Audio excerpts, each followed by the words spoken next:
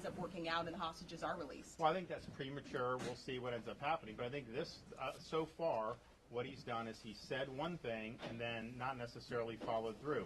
If you stand with Israel, that means you stand with them in public and in private, in your words and in your deeds. And I think he's walking this political dance because there's a lot of energy on the left that is hostile to Israel. And he's trying to square a circle that I don't think you could square. I think you just got to take a position.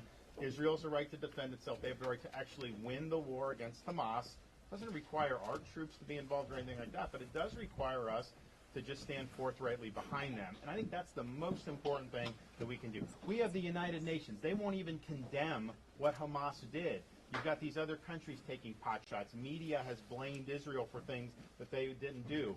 So stand up, show some moral clarity, and let them finish the job. And if they're able to do that, then I think that it's going to be better for the Middle East. Governor, you heard the Governor Sununu earlier talk about looking forward to next week's debate with Gavin Newsom. You've also seen the ad from Gavin Newsom's political group. Your comments, your thoughts on that? Oh, it was obviously totally fabricated. I mean, like what he was saying was not true. But I think that that is kind of been part and parcel for how he and some of these other far-left Democrats have operated. They operate in a left-wing cocoon, and they're able to do these narratives. Like he just came out and said that some city in Tennessee banned being gay, and people looked at it and they said, no, that's a lie. What are you talking about? But in his cocoon, that may sound like something that does. So I think he caters to a very far left slice of the electorate. I think that that'll be on display when we have the debate. But I've been warning Republican voters, you know, it may not be Biden in 2024. This guy is running a shadow campaign. He denies it, but even people in his own party are saying it. You have Harris, you have a lot of these other people who could end up running in 2024 if Biden's not able to do it. I think there's a lot of people in the Democratic Party who do not want Biden to run. Ultimately, it's going to be his decision, but I think there's a lot of pressure there for him to take a step back. You have a University of New Hampshire professor who's been called up by the state Senate because she's made remarks that are anti-Semitic, called for the destruction of Israel, compared the Hamas to the Warsaw Ghetto uprising. And some people are saying, no, the legislature shouldn't be involved, that what happens at the campus should stay there. You've been involved in that, obviously, in Florida with the remake of the small college in Florida. What's your take? Should politicians be involved when the conversation reaches that level? So here's the point we've made in Florida is this. So our state university system, which includes New College in Sarasota, but we've also seen great changes in Florida, Florida State, some of these others, is these are ultimately institutions that are funded by tax dollars, and they're supposed to serve the public. So in Florida, that should serve the interests that the people decide through the medium of elections. It doesn't mean politicians are micromanaging every part of a university, but you have every right to set a mission to be, we don't want our universities to be about imposing an ideological agenda or trying to foster ideological conformity. We want it to be about the pursuit of truth. We want it to be about preparing these citizens, the students to be citizens of a republic.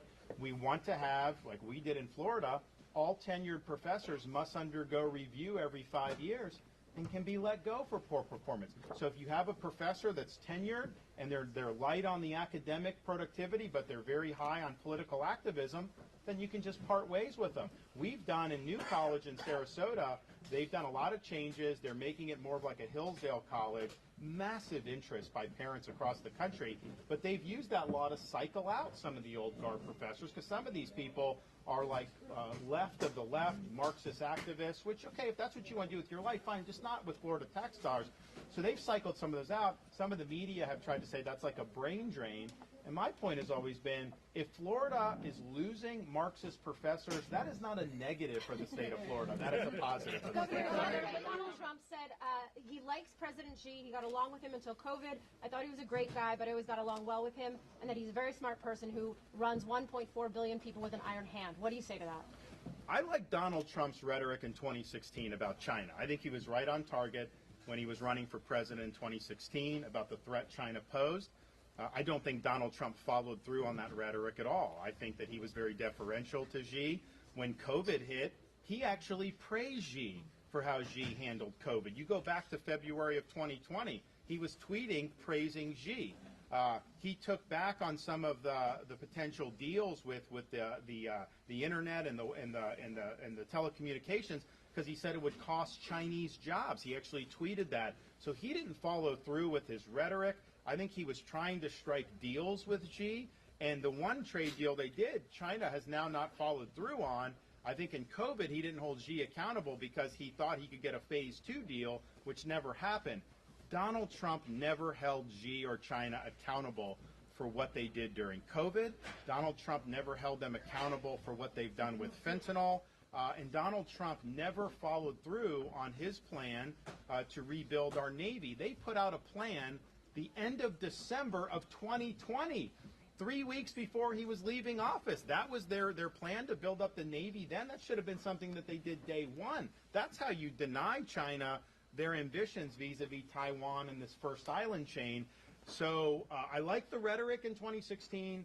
I don't think he followed through. And I think when he's praising Xi about how smart he is, I disagree with that. I think that Xi is an authoritarian. I think he's got really significant ideological ambitions, and they are a threat to this country. Governor, look at some of the polls from New Hampshire, especially the CNN one that came out last week. You were in single digits compared to Haley and Christie, who had hit double digits, of course, still behind Trump.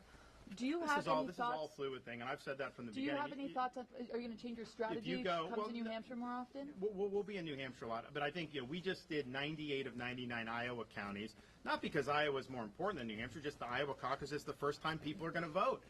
You've had a narrative done that somehow Donald Trump is so far ahead. That's not what we're seeing on the ground. But we're going to have done all 99. That's a huge milestone. We got endorsed by the governor. We're going to have some more good news coming out in the next couple of weeks, which is really, really good. But it's interesting when you're on the ground.